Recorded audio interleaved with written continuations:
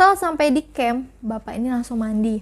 Ketika malam pertama di camp, bapak ini nggak bisa tidur dan cuma musikan doang. Tiba-tiba, bapak ini melihat sosok kepala, tapi kayak ada api-apinya gitu dari ventilasi campnya ini. Sontak bapak ini langsung teriak-teriak karena mukanya serem banget. Itu malam pertama bapak di camp udah dikasih lihat penampakan.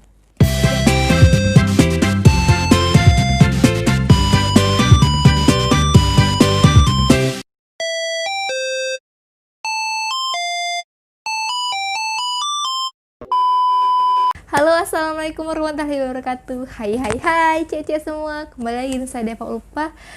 Jadi di video kali ini kita akan membahas cerita-cerita mistis. Cerita-cerita mistis seperti di video-video saya sebelumnya. Tapi di pembahasan kali ini saya akan membahas pengalaman mistis tak terlupakan di Kalimantan. Oke, langsung aja kita ke ceritanya. Jadi kita panggil saja di sini si bapak aja ya kita panggil, soalnya di sini nggak disebutin juga namanya, karena kebanyakan kan kalau kerja di hutan tuh ya pasti bapak-bapak.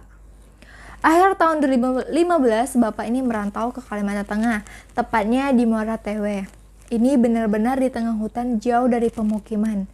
Dia bekerja di logging gitu, kayak nebang kayu gitu, kayak bagian nebang kayu. Dari pusat Muara Tewe ke tempat kerjanya bapak ini naik klotok. Klotok tuh kayak kapal, kayak ketek mungkin gitu ya, lewat Sungai Barito. Pas di tengah-tengah perjalanan, tiba-tiba kapal bapak ini nabrak sesuatu. Padahal posisinya nggak ada apa-apa di situ. Dan bapak ini langsung panik, dan untungnya ada klotok lain yang lewat dan menolong bapak ini. Akhirnya bapak pun sampai di Lok Pon. Dari Lok Pon ke camp perjalanannya mencapai 30 km dengan jalan yang betul-betul parah seperti jalan off-road. Pokoknya jalannya rusak banget kayak gitu. Setelah sampai di camp, bapak ini langsung mandi. Ketika malam pertama di camp, bapak ini nggak bisa tidur dan cuma musikan doang. Tiba-tiba, bapak ini melihat sosok kepala, tapi kayak ada api-apinya gitu dari ventilasi campnya ini. Sontak bapak ini langsung teriak-teriak karena mukanya serem banget. Itu malam pertama bapak di camp udah dikasih lihat penampakan. Gak sampai di situ aja.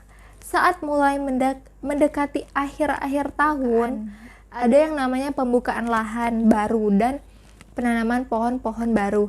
Banyak karyawan yang pulang kampung. Berhubung waktu itu bapak ini masih baru, jadi belum dapat yang namanya cuti. Jadi terpaksa bapak ini harus tidur di mes sendirian. Saat itu setelah penanaman selesai, bapak ini pulang sekitar jam 7. Yang sebenarnya jam 12 siang sudah harus dijemput. Tapi karena hujan deras, mobil jemputan bapak ini terlambat menjemputnya.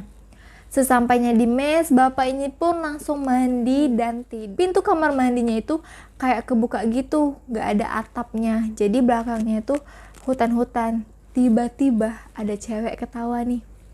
Jadi bapak ini kayak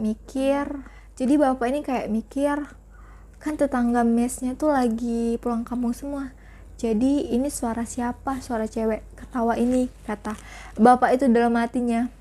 Pas nengok keluar kamar mandi, bapak ini pun dikagetkan dengan sosok cewek pakai baju putih tinggi yang hampir 2 meter dengan rambutnya yang kayak ngembang, kayak nggak mandi 1 tahun gitu, kata si bapak ini. Mungkin ngembang ya, kayak keriting kayak gitu. Melihat hal itu, posisi bapak yang lagi mandi yang nggak pakai baju ini langsung masuk kamar terus pakai celana dan langsung ke kantin. Saking takutnya tadi, saat tengah malamnya sekitar jam 1-an, lampu tiba-tiba mati dan bapak ini pun sangat ketakutan dong di kamar sendirian. Tiba-tiba ada bisikan, tiba-tiba bapak ini kayak denger bisikan tapi nggak jelas bisikannya itu apa. Lalu bapak ini langsung kayak nutup badannya pakai selimut. Dan tiba-tiba bapak ini ditampol dong. Bisa ya setan nampol gitu. Dengan kejadian itu pun bapak ini langsung lari tunggang langgang menuju mes temannya yang lumayan juga jauh jaraknya dari mesnya bapak ini. Pokoknya yang ada di pikiran bapak ini, enggak apa-apa jauh, yang penting ada temen kayak gitu. Jadi setelah 5-6 bulan, bapak ini kayak nggak betah kerja di sini karena sering diganggu sama makhluk-makhluk halus tadi. Bapak ini pun pindah ke sempit tempat kerja baru yang lebih jauh lagi masuk ke pedalaman. Bapak ini mengira tidak akan diganggu lagi dan sosok yang mengganggunya itu akan hilang. Dan ternyata di tempat kerja barunya ini, di sempit itu, bapak ini juga melihat sosok kepala yang terbang lagi seperti di tempatnya bekerja yang lama. Dan keesokan paginya, kata Bude, di situ ada tukang masak yang baru lahiran. Selama bekerja di sempit itu juga, bapak ini sering mimpi tenggelam. Kayak di tengah rawa ada rumah panggung khas Dayak gitu. Di mimpi bapak ini juga dia bertemu kakek-kakek yang mau nitipin anaknya yang begitu cantik.